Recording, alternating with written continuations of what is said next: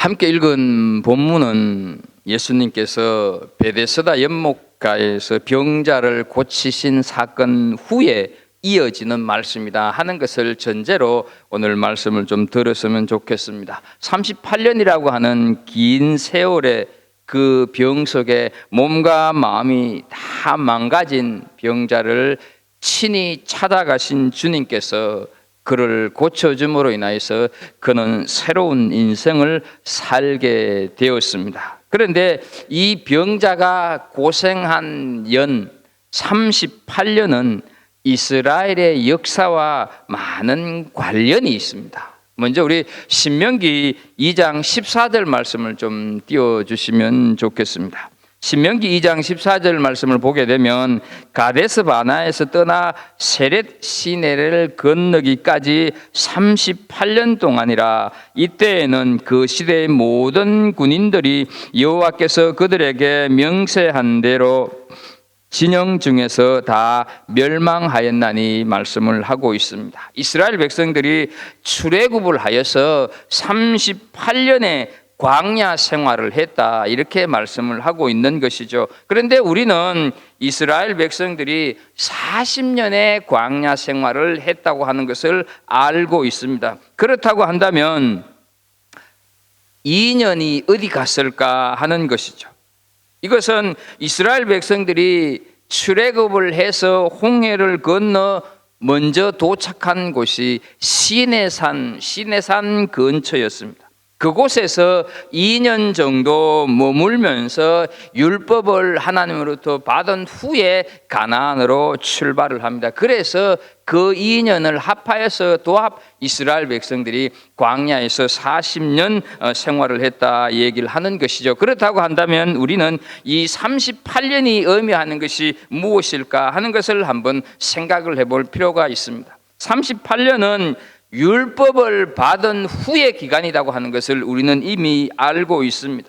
율법 속에는 십계명을 비롯하여서 여러 내용들이 있는데 하나님께서 이스라엘 백성들에게 율법을 주신 목적은 인간을 사랑하고 이웃을 돌아보고 약속의 땅인 가나안 땅에 들어갈 하나님의 백성으로서 어떻게 성숙하고 준비되어야 할 것인가를 훈련시키기 위한 안내서로 주신 것이 율법이었습니다. 그런데 이스라엘 백성들은 이 율법을 주신 하나님의 의도를 잘못 이해하여서 선민의식에 빠지기 시작을 했습니다. 우리만이 독특한 이런 어떤 율법을 가지고 있다고 하는, 우리만이 하나님으로부터 선택된 존재라고 하는 그런 선민의식에 빠지기 시작을 하면서 전통과 장로들의 유전을 만들어서 율법 본래의 목적과는 전혀 다른, 오히려 그것들을 율법보다 더 우선시하고 말았습니다. 결국 이스라엘 백성들은 더 고통스러워지는 것이 바로 이 율법을 지키기 위한 또 다른 규례를 만든 것이었다 하는 것이죠.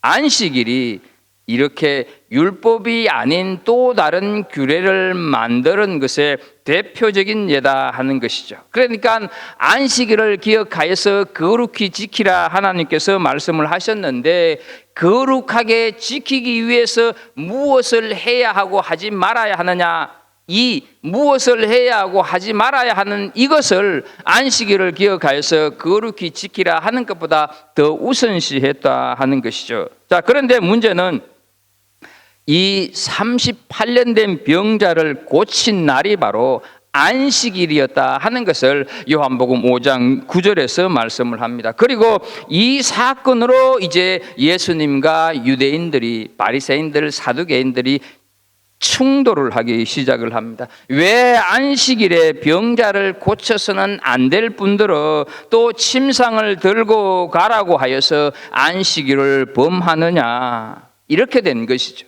하나님께서 주신 율법보다 자신들이 만든 안식일의 규례를 우선하여서 예수님의 그 행동에 제동을 걸고 나서기 시작했다 하는 것이죠.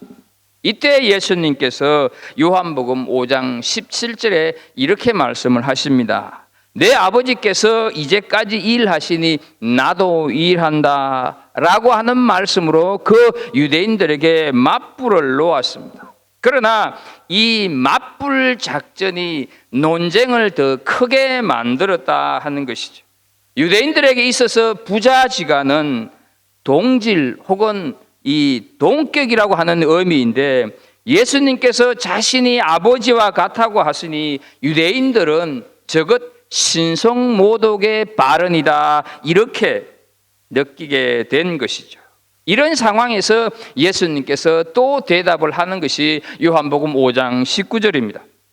그러므로 예수께서 그들에게 이르시되 내가 진실로 너희에게 이르노니 아들이 아버지께서 하시는 일을 보지 않고는 아무것도 스스로 할 수 없나니 아버지께서 행하시는 그것을 아들도 그와 같이 행하느니라, 이런 대답을 하는 것이죠.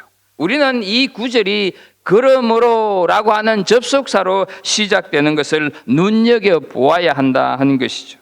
예수님의 대답은 나는 아버지와 같아 곧 나도 하나님이니 나를 믿는 자는 아버지를 믿는 것이고 아버지를 믿는 자는 나를 믿게 되는 것이 당연하다. 또 아버지가 행하시는 일을 나도 행한다, 이런 대답을 하신 것이죠. 이 말씀을 좀 더 설명을 하자고 하면 아들을 믿는 자라면 그를 보내시는 일을 믿는 것이며, 만일 하나님 아버지를 믿는 자라고 한다면 그분이 보낸 아들을 당연히 믿을 수밖에 없을 것이다. 그러므로 구원을 얻으려고 한다면 아버지를 믿는 것 같이 아들의 말도 믿어야 한다, 이런 뜻으로 예수님께서 말씀을 하신 것이죠. 그런데 우리는 여기서 이 예수님의 말씀을 보면서 한 가지 질문을 하게 됩니다. 하나님께서 왜 자기 아들을 세상에 보내셨을까 하는 질문이 생기는 것이죠. 무슨 말인가 하면 아버지와 아들 두 분이 같으시다고 한다면 아버지 혼자서 일을 다 하셔도 되는 것 아니냐 하는 것이죠. 하나님께서는 여태껏 그렇게 해 오셨습니다. 천지를 창조하시고 이스라엘을 이끄시고 여러 기적을 보이시고 사사들을 일으키시고 다윗과 이 다니엘과 같은 사람들을 세우는 등 이 모든 일을 혼자서 하셨는데, 전부 혼자 다 하셨는데 왜 갑자기 예수 그리스도가 오셔야 하는 것일까 하는 질문이 우리에게 생기는 것이죠. 그래서 오늘은 왜 예수님께서 굳이 오셨어야 했을까 하는 것하고, 그렇다고 한다면 그 오신 의미가 무엇인가 하는 이 두 가지를 좀 살펴보도록 하겠습니다. 먼저 예수님이 굳이 아버지가 혼자 다 하셔도 되는데 예수님께서 굳이 오셔야 했던 이유는 우리가 구원을 받으려면 중보자가 필요했기 때문입니다. 이 사실을 깨닫기 위해서 우리는 이스라엘의 역사를 좀 돌아볼 필요가 있습니다. 출애굽기 20장 18절 19절을 좀 보겠습니다. 뭇 백성이 우레와 번개와 나팔 소리와 산의 연기를 본지라 그들이 볼 때 떨며 멀리 서서 모세에게 이르되 당신이 우리에게 말씀하셔서 우리가 들으리이다. 하나님이 우리에게 하시지 말게 하소서 우리가 죽을까 하나이다. 이렇게 이스라엘 백성들이 얘기하는 것이죠. 이 말씀은 이스라엘 백성들이 하나님으로부터 십계명을 포함한 율법을 받는 장면입니다. 그런데 백성들이 시내산 앞에 모였을 때 그곳에 하나님의 위엄과 하나님의 권능이 강림을 했습니다. 백성들은 하나님 앞에 서자 죽을 것처럼 무서워서 벌벌 떨었다 하는 것이죠. 너무너무 무서워서 모세에게 당신이 가서 대신 듣고 와서 우리에게 전해 주십시오. 이렇게 간청을 한 것이죠.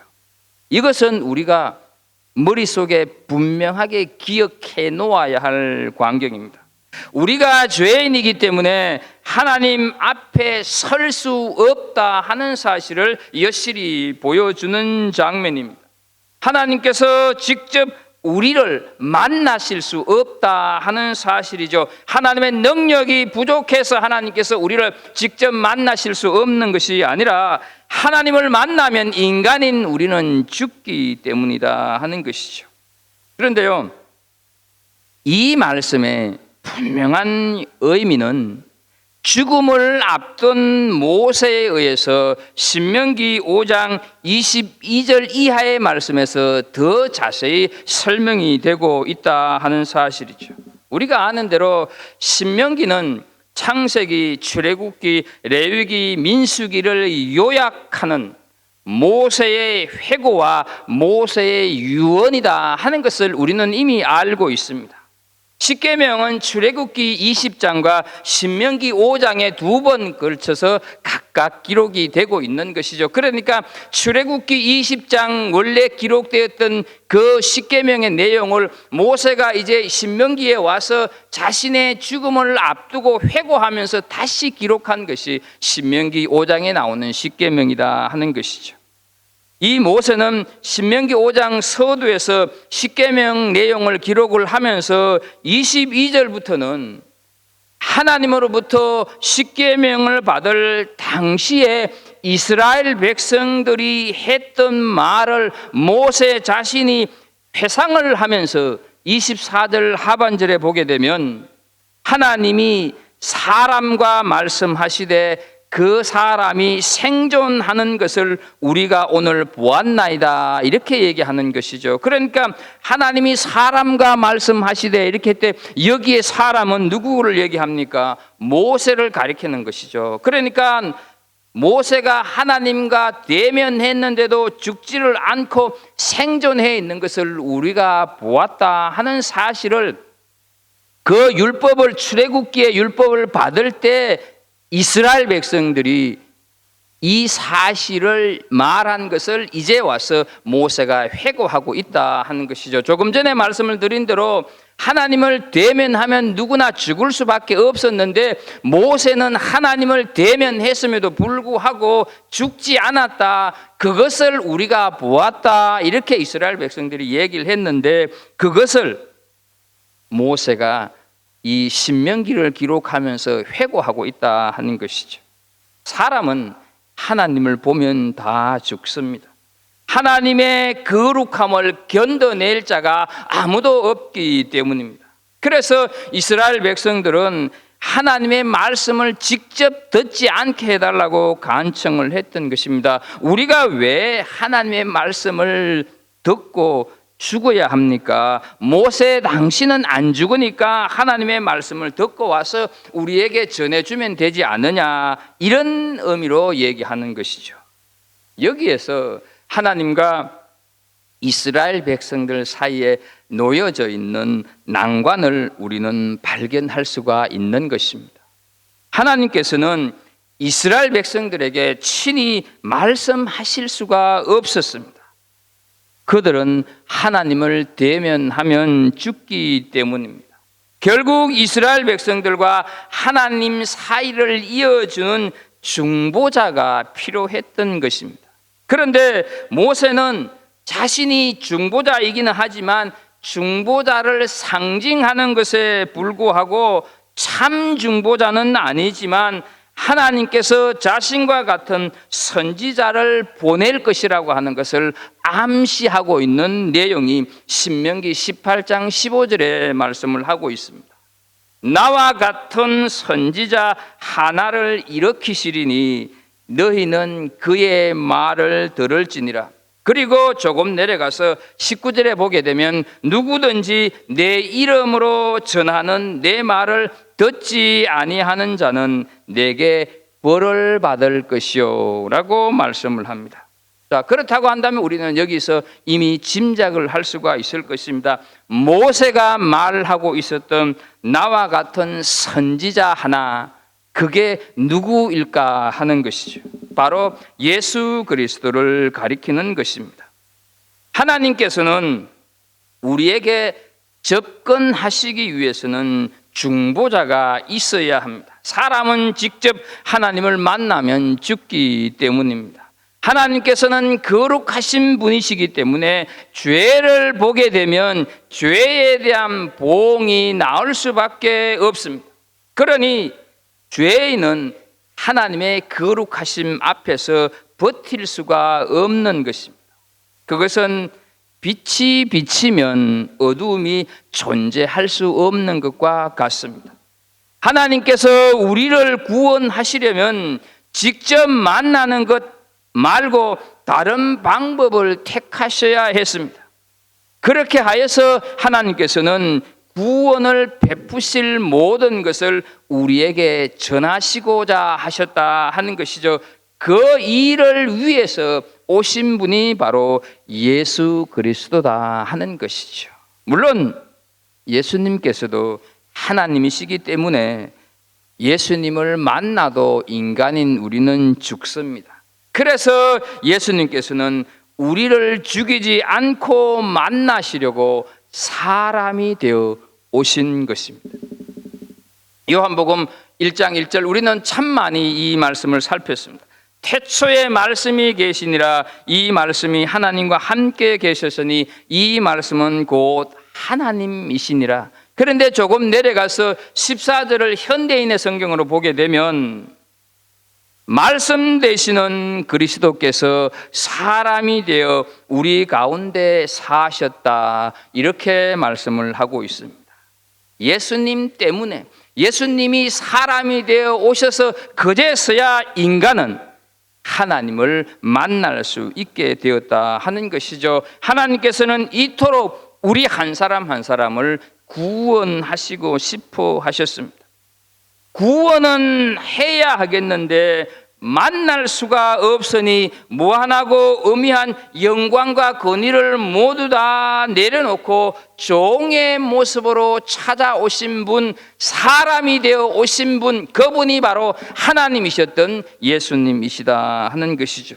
그런데 여러분, 오히려 사람들은 예수님을 거절하다 못해 조롱하고 비웃고 침뱉고 끝내는 십자가로 이 예수 그리스도를 내몰고 말았다 하는 사실 우리는 잘 알고 있습니다. 그런데 나는 그분을 십자가에 내몰지 않았다, 이렇게 말할 수 있는 사람 아무도 없는 것이죠. 모든 사람이 죄인이기 때문에 그 유대인들이 2000년 전 당시에 살았던 유대인들이 예수님을 십자가에 내몰았어도 그 유대인들 속에 그 십자가로 내몰았던 사람들 중에 내가 있다는 것이죠. 우리 한 사람 한 사람이 있다 하는 사실이죠.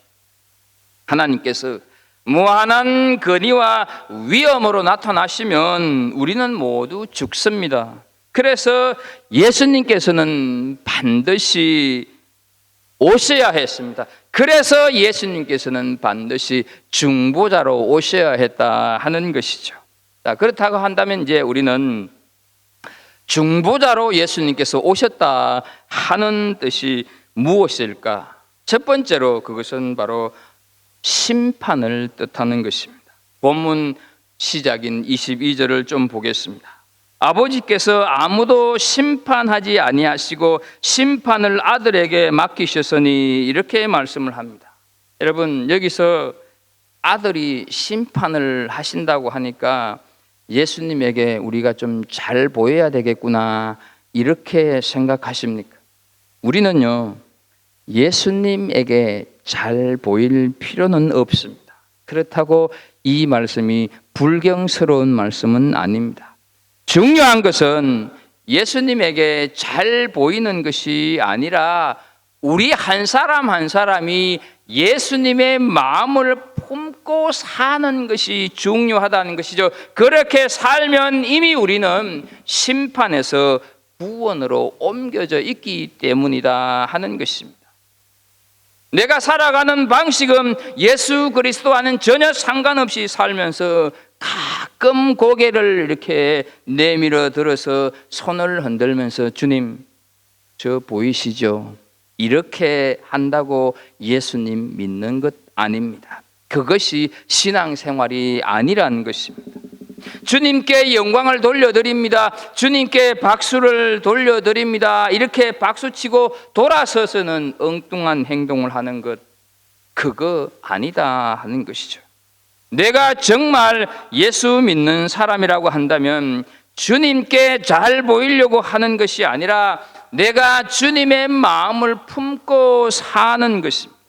물론 그렇게 주님의 마음을 품고 살아가다가도 넘어질 수가 있고 실패할 수도 있습니다.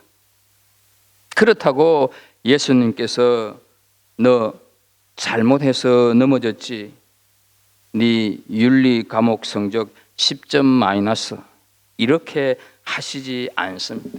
너 넘어졌구나, 넘어질 수 있지, 행여 어디 다치지 않았니, 다시 일어서면 돼. 이것이 주님께서 우리를 사랑하시는 방식인 줄로 믿습니다.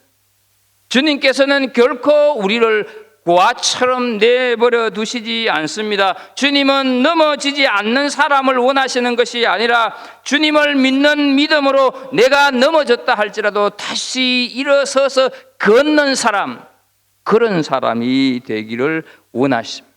이것이 우리가 걸어가야 할 믿음의 길이다 하는 것이죠. 그래서요, 오늘 본문에서 말씀하는 심판은 첫 번째로 독생자를 믿지 않는 것이 이미 심판을 받은 것입니다. 하나님으로부터 보내심을 받은 중보자 예수 그리스도를 내 삶으로 수용하지 않고 그분의 삶을 내 삶으로 받아들이지 않음이 이미 심판받은 것이다 하는 것이죠.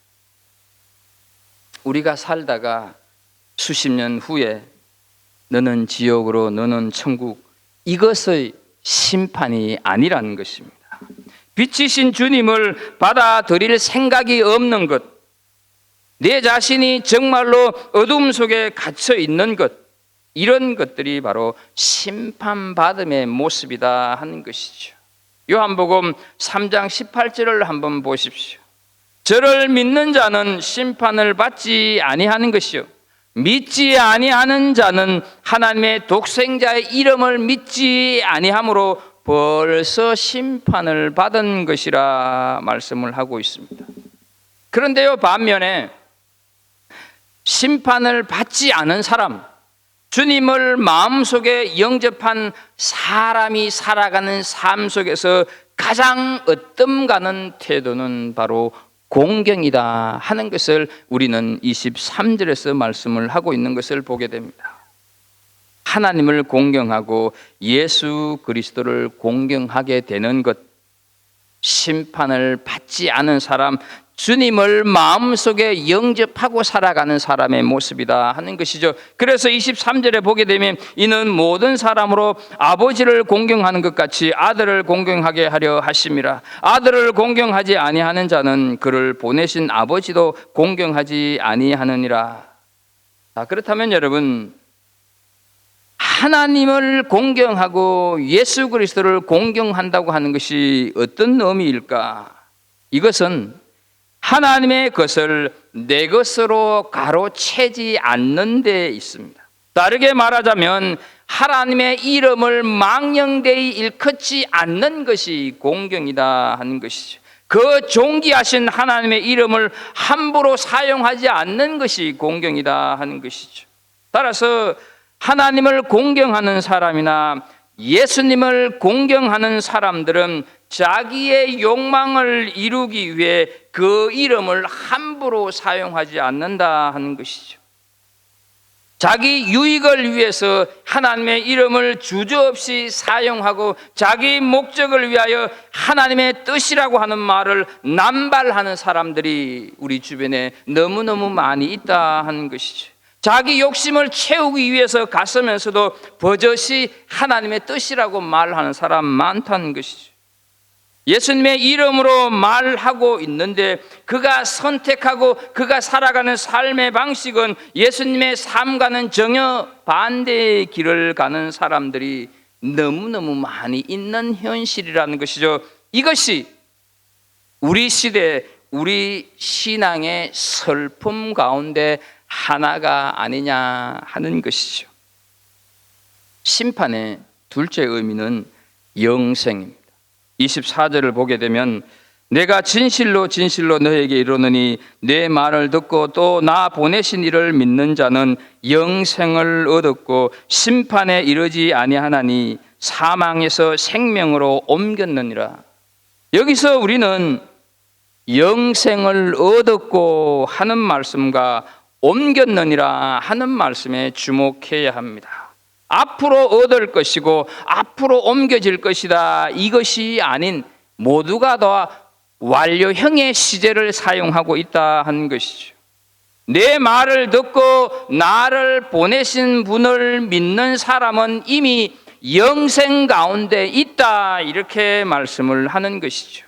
이미 생명으로 옮겨진 삶을 사는 거다 말씀을 하는 것이죠. 누군가가 우리에게 당신 구원 받았습니까? 이렇게 물으면 우리는 분명하게 나는 구원을 받았다고 대답을 해야 합니다. 그런데 여기서 우리가 내 말을 듣고 라는 말을 오해해서는 안 됩니다. 이 말은 우리 인간들이 살아가면서 흔히 네 말 잘 들어야 돼, 이런 의미가 아닙니다. 여기서 내 말은 요한복음 1장 1절에 조금 전에 살폈때 기록된 것처럼 태초부터 계신 말씀이신 예수님을 가리킨다 하는 것을 우리가 기억해야 합니다. 그래서 이 말씀은 누군가를 지배하거나 누군가를 내 의도대로 움직이게 만들기 위해서 발화되는 말이 아니라 뭔가를 만들어내는 창조를 뜻하는 말씀이다 하는 것이죠. 잘 아는 창세기에 있는 우리 하나님이 이러시되 빛이 있으라 하시니 빛이 있었고 라고 하는 말씀처럼 창조의 의미가 내 말을 듣고 이 속에 들어있다 하는 것이죠. 그러니까 예수 그리스도의 말씀을 믿는다는 것은 나를 고치고 나를 세우고 나를 북돋우고 나를 치유하신 그 말씀이신 예수님의 존재를 내 삶 속에 내가 그대로 수용하는 거다 하는 것을 기억해야 합니다. 그리고 수용할 뿐만 아니라 내 삶이 그분에게 받아들여졌다 하는 사실을 내가 인정하는 것입니다.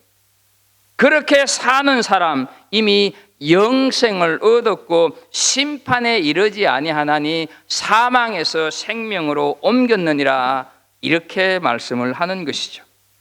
그래서 우리는 이어서 25절을 보면서 좀 더 이해할 필요가 있습니다. 25절을 보면 진실로 진실로 너에게 이르노니 죽은 자들이 하나님의 아들의 음성을 들을 때가 오나니 곧 이때라 듣는 자는 살아나리라, 이렇게 말씀을 합니다. 여기서 죽은 자들은 육신의 생명이 끝나버린 것을 의미하지 않습니다. 절망이나 세상의 어둠에 갇혀서 어찌할 바를 모르고 살아가는 사람, 죄에 빠져서 고통스러워하고 생명의 빛이신 예수 그리스도를 바라보지 못하는 자들의 그 영혼의 상태를 죽은 자들, 이렇게 표현을 하는 것입니다. 그 사람들이, 이렇게 빠져있는 그 사람들이 하나님의 음성을 들을 때가 오는데 바로 그날이 어떻다고요? 곧 이때라. 말을 바꾸면 지금이다 하는 말씀을 하고 있는 것이죠. 그리고 지금 그 말씀을 듣는 자는 살아나리라, 다시 말해서 구원을 받는다, 이렇게 말씀을 하는 것입니다.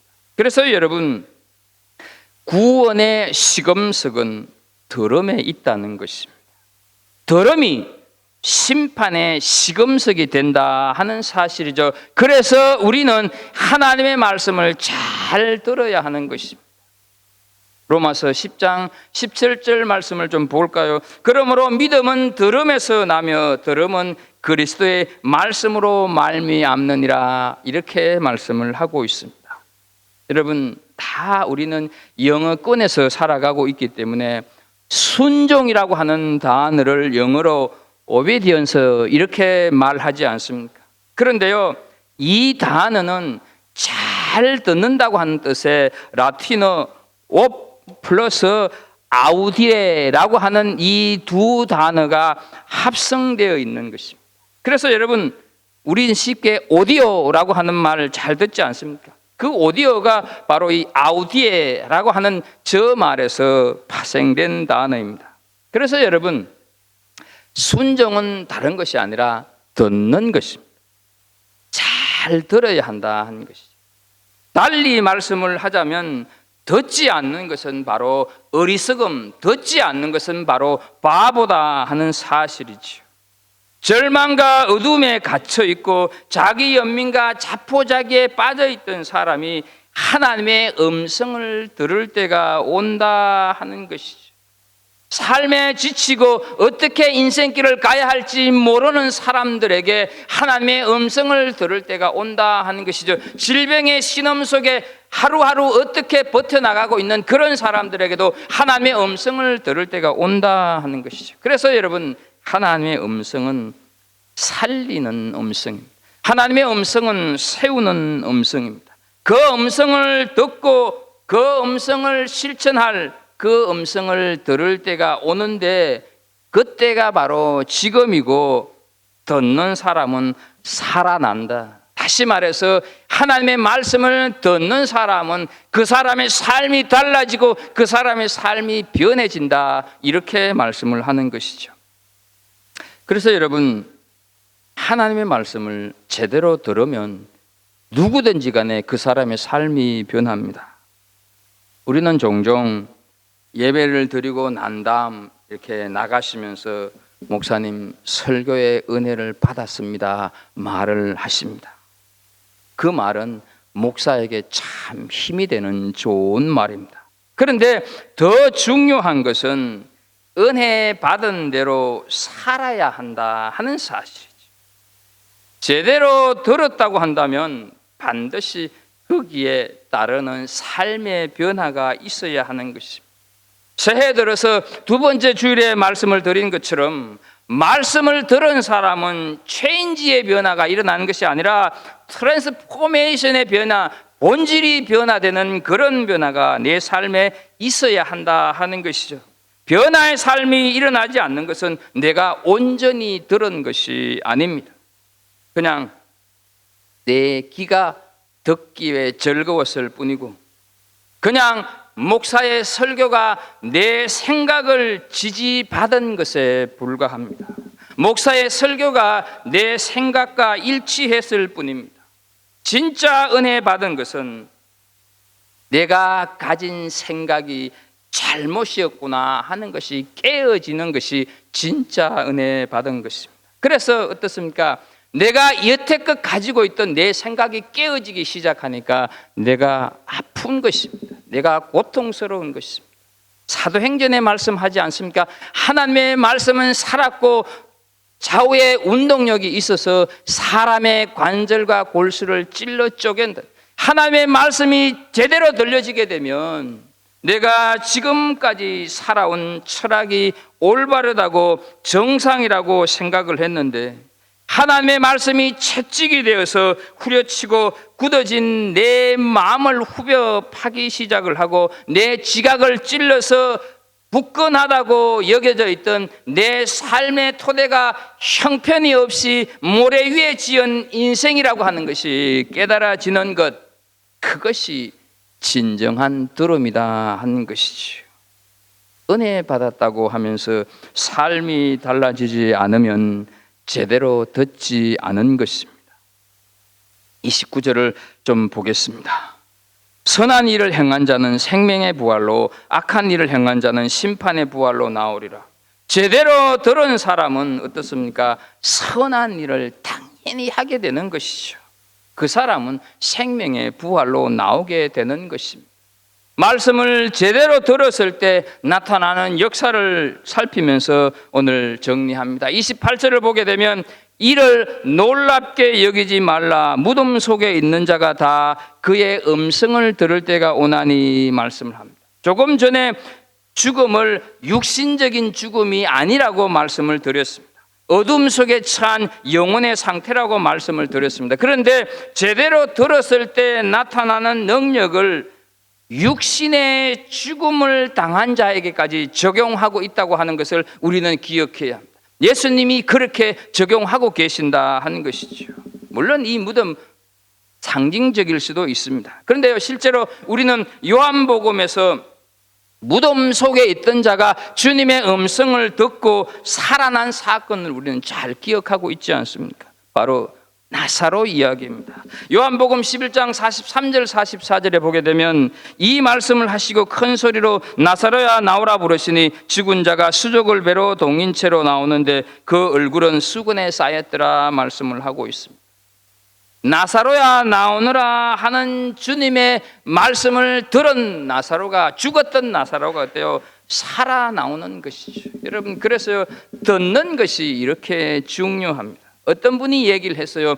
이때 만약 예수님께서 나사로야 이렇게 하면서 그 나사로를 지명하여서 거명하지 않고 그냥 무덤을 향해서 나오너라 이렇게 얘기를 했더라고 한다면 당시에 무덤에 있던 모든 사람들이 다 살아났을 거라고 얘기를 하고 있습니다. 나사로의 살아남을 예고하시면서 듣는 것이 얼마나 중요한가 하는 것을 예수님께서 깨우치고 계신다 하는 것이죠. 듣는 자는 살아나는 때가 있는데 곧 이때다, 지금이다 말씀을 드렸습니다. 그렇다고 한다면 예수님 때는 들리고 지금은 들리지 않는 것일까? 아닙니다. 지금도 여전히 들리고 있습니다. 지금은 하나님께서 우리를 구원하시기 원하는 때이기 때문에 그렇습니다. 그런데 사람들은 구원에 관심을 기울이기보다는 하나님이신 예수님에게 권위와 능력만 그냥 보여달라고 하는 것이죠. 예수님을 그냥 내 문제 해결, 내 어려움, 내 고통을 해결할 수 있는 도깨비 방망이로만 이해를 한다 하는 것이죠. 그런데 이런 우리의 요구에 예수님은 잠잠하십니다.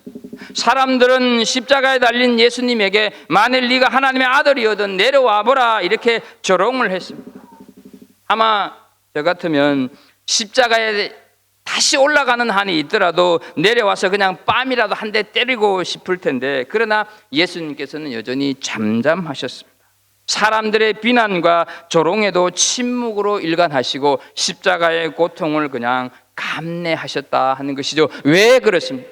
예수님은 바로 중보자로 오셨기 때문입니다. 하나님께서 직접 오셨다면 살아남을 우리는 하나도 없고 우리가 어떻게 될지 모르는 상황, 그래서 하나님께서는 우리를 죽이지 않기 위하여서 중보자를 세우셨는데, 이것을 망각한 인간들이, 이것을 망각한 우리는 분별 없이 하나님의 이름을 입술에 오르락내리락 하고 있다 하는 것이죠. 그분이 긍휼과 자비를 베푼다고 그분을 함부로 취급해도 좋다고 절대로 오해하지 않기를 바랍니다. 지금은 바로 구원의 때고 은혜를 받을 때입니다. 잠시 잠깐 후면 어떤 사람에게는 기쁨의 날이지만 어떤 사람에게는 심판의 날이 될 것입니다. 사랑하는 우리 갈보리 성도 여러분, 잘 들은 대로 삶을 살아가는 그런 복된 은혜가 있기를 예수님의 이름으로 축복합니다. 하나님 아버지, 주신 말씀을 통하여서 중보자이신 예수 그리스도, 그분이 오심으로 인하여서 우리가 하나님께로 나아갈 수 있는, 구원받을 수 있는 길이 열렸다고 하는 사실을 배웁니다. 아버지, 들려주시는 하나님의 말씀 잘 듣고 거기에 내 삶을 온전히 반응해서 정말로 본질적인 변화의 삶을 살아가는 우리들, 그래서 이 땅 가운데서 정말로 하나님의 사랑을 수많은 사람들에게, 이웃들에게 전하는 우리 복된 갈보리 성도들 다 되게 하여 주옵소서. 예수님의 이름으로 기도합나이다. 아멘.